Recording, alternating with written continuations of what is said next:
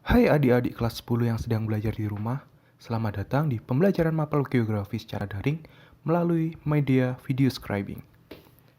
Pertemuan mapel geografi kali ini, kita akan membahas materi dinamika planet bumi tentang karakteristik lapisan bumi serta gerakan lapisan bumi, terutama di bagian teratasnya atau kerak bumi. Sebelum pembelajaran ini dimulai, mari kita awali dengan membaca doa dulu. Berdoa, mulai.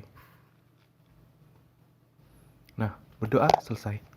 Sebelumnya, kita pasti pernah berpikir tentang apakah bumi ini akan selalu seperti ini.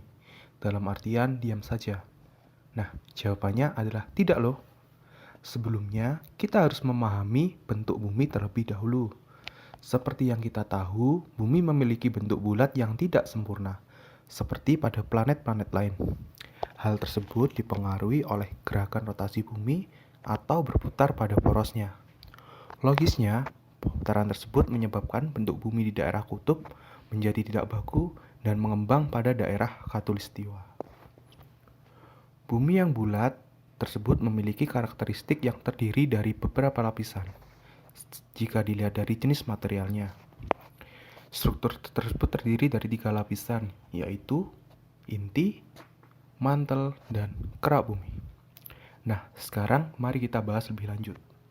Oke, lapisan pertama yaitu inti bumi. Inti bumi merupakan bagian paling dalam yang menjadi pusat bumi.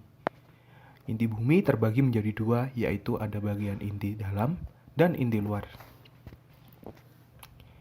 Inti dalam memiliki jari-jari sekitar 1.300 km dengan susunan logam berupa nikel dan besi yang sangat padat. Sedangkan inti luar memiliki ketebalan sekitar 2.250 km dengan logam penyusun yang sama dengan inti bumi bagian dalam, namun dalam bentuk yang cair. Inti bumi diperkirakan memiliki suhu sekitar 5.430 derajat Celcius.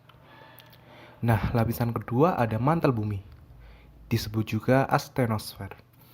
Mantel bumi merupakan lapisan kedua bumi yang paling tebal di antara kedua lapisan lainnya.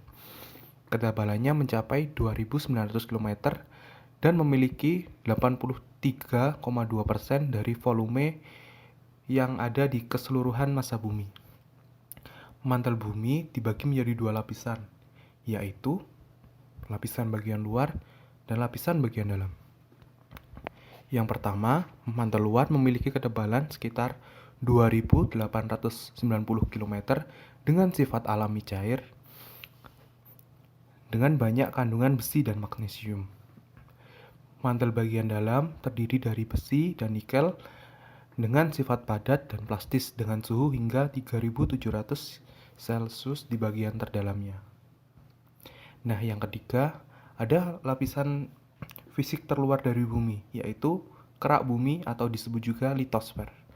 Litosfer merupakan lapisan bumi yang paling tipis dan menjadi tempat berbagai makhluk hidup karena suhunya yang tidak ekstrim, berbeda dengan kedua lapisan lainnya. Kerak bumi terbagi menjadi 2 kategori. Yang pertama yaitu kerak benua dan kerak samudra. Kerak benua memiliki ketebalan sekitar 20 hingga 70 km dengan dominasi materi sial atau silsium aluminium. Sedangkan kerak samudra memiliki ketebalan hanya 5 hingga 10 km dengan dominasi materi sima atau silsium magnesium. Hal tersebut menjadikan kerak samudra memiliki massa jenis yang lebih besar daripada kerak benua, sehingga membuat kerak samudra memiliki berat yang lebih dibanding kerak benua. Litosfer tersebut terbagi menjadi 18 lempeng tektonik, dari yang terbesar hingga yang terkecil. Nah, sekarang kita masuk ke bahasan selanjutnya, yaitu tentang pergerakan lempeng bumi. Pergerakan lempeng bumi dipengaruhi oleh arus konveksi yang diberikan oleh pergerakan magma yang berputar di lapisan astenosfer. Masing-masing lempeng bumi memiliki arah pergerakannya sendiri-sendiri. Sebelumnya kita ketahui jika lempeng bumi terdiri dari 2 jenis, yaitu ada lempeng samudra dan lempeng benua dengan ukuran yang berbeda-beda.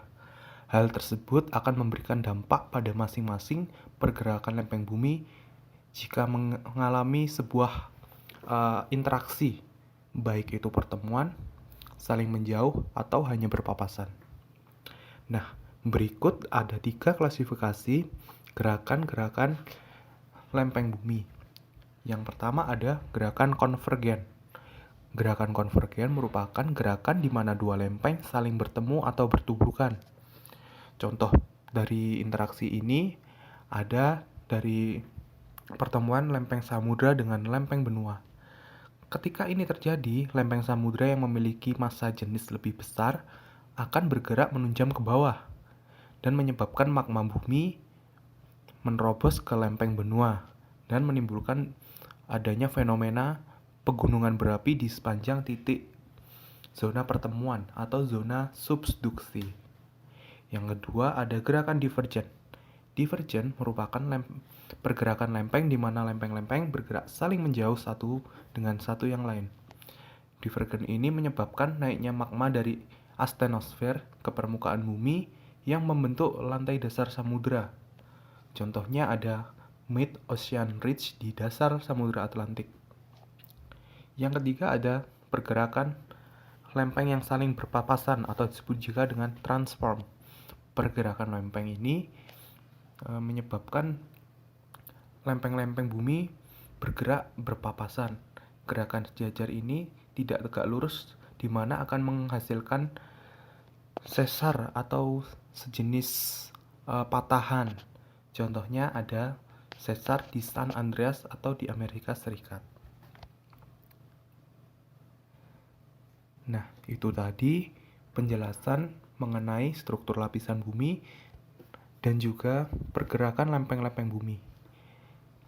Silahkan kalian pahami, dan jika masih belum paham, silahkan tanyakan kepada guru. Nah, sekian pembelajaran hari ini. Assalamualaikum warahmatullahi wabarakatuh.